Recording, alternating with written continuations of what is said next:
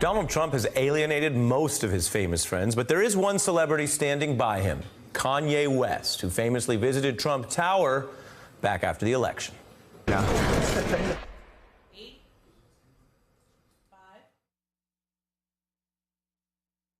5. That Kanye West is saying he loves Trump. The rapper gave a shout out even to a Republican activist, Candace Owens, who responded on Fox today. I've spoken about Kanye West so much early on in my career here. I've said that he's the only person that is in hip-hop or that has a public stage that is willing to think independently. And conservatives like Bill O'Reilly and Alex Jones now shouting out Kanye West and denouncing his critics today.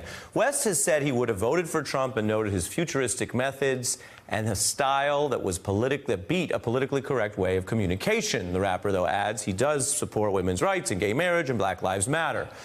Now, look, this is important. It would be easy to dismiss all of this as celebrity musings and say, who cares what they think about politics? But, you know, it was easy for a lot of people to dismiss Trump as a crass celebrity. Now he's leader of the free world. The fact is, culture has always driven politics, and in his own way, Kanye is citing one of Trump's electoral strengths, building a political following around style and rebellion, not policy.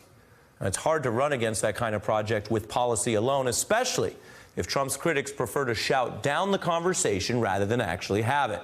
And for this story tonight, we turn to a co-host of the nationally syndicated radio show The Breakfast Club, Charlamagne the God, author of Black Privilege. Opportunity comes to those who create it. His show features leaders in music and culture and has become a stop on the presidential campaign. We know you vetted, your team vetted Charlamagne a lot because he has given you Donkey of the Day. He had on a Hillary mask. But I'm equal opportunity, though. I've given a lot of the presidential candidates Donkey of the Day. Well, look, I'm a Democrat, so being Donkey of the Day is a little bit of a mixed blessing. Charlamagne joins me now. Thanks for being here. All right, what's happening? What's happening? I'm blessed, black, and highly favored. I'm one of the few guests you'll have on that'll get your Jay-Z references, too. You get all the references, and you know them, you know the people, and you know Kanye. Yeah. What's happening here? I really don't know. I mean, I think that we all need to wait and hear Kanye actually explain maybe what he feels in detail before we all start writing our think pieces and jumping to conclusions about what we think is happening. Because I don't even know if what we think is happening is really happening, honestly. I think what you said in your setup is really interesting. The fact that he sees somebody that is considered an outsider, somebody that's politically incorrect, somebody that's a rebel. I think it might be more of a style thing. Like he sees himself stylistically in Donald Trump's approach. I don't think that he necessarily likes Donald Trump's policies because clearly he says he's all for Black Lives Matter and gay rights. I mean, his father is transgender or transsexual. I don't want to say the politically incorrect term, but I think it's probably more of a style thing than anything else. When's the last time you talked to Kanye? I was actually with Kanye last week. I was with him last week. The TMZ cameras caught us coming out of his office in Calabasas, so I was actually with him last week. Does he see politics as performance, and if so, does that make him similar to the president's view? Kanye is he's not political. I know that may sound crazy, but in his mind, he's not being political at all. Chicago has over 600 caskets, and I got the facts to back this. I mean, his rhymes are political. Yeah, absolutely. I think that I think that's what you call socially conscious. I think that's called being aware, but that don't mean that you actually know what's going on politically. He may not even know that data. He just knows that it's a lot of murders going on in Chicago, but he probably doesn't know that exact data. A lot of your work connects with the political moment we're in because we have a president who is more interested in content than policy. Oh, absolutely. We got a celebrity in chief. That's why we don't need to have more celebrities in chiefs. Like, you know, I think that America's too obsessed with celebrity. I think the fact that our obsession with celebrity is what got Donald Trump in the White House. I think we need qualified people. We need people who know politics. Like, it's not about style. You know what I mean? It's about actual substance. I want somebody that has morals and values and integrity and actually wants to see America be great. Not just white people in America, not just black people in America, not just, you know, one section of America. I want him to really care about all of America. In a lot of ways, you know, I love President Barack Obama. That was the first time I ever voted for a president. Sometimes I do wish that... You never voted before Obama? Never voted for Obama. Not locally, not nationally, nothing. I don't think that African Americans, black people, I don't think we did enough of the work when President Obama was in the White House. I think that we were happy with just that symbol of like, oh, it's a black president, we good now. Do you think that expectations are one of the biggest things that haunt people who have to perform, whether that's in politics or in music? 100%. That's why whenever Beyonce drops, it's such a great thing, because she takes away expectations by just giving you those albums in the middle of the night. You don't even know that it's coming.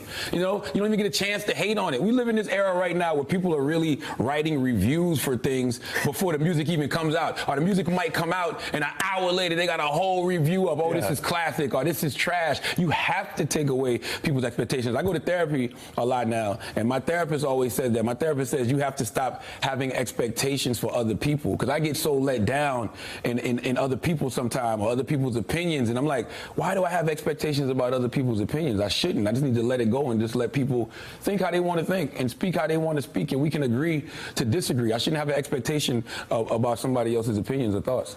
Is there an insight you've gotten about yourself or about the world out of therapy? Oh, absolutely. I mean, the biggest insight is that it's okay to not know. You know, it's okay to constantly be striving to figure things out. You know, I'm the go-to guy for a lot of people, but, you know, who does the go-to guy or go-to woman go to when they need to speak to somebody? I even was concerned about my therapist yesterday, because I'm laying in the bed last night and I'm like, damn, yo, I wonder who my therapist talks to after she talks to me, because I'm a lot. You know, I'm a lot, so I wonder who she talks to. So I just think it's okay, and it's okay to question things, including yourself.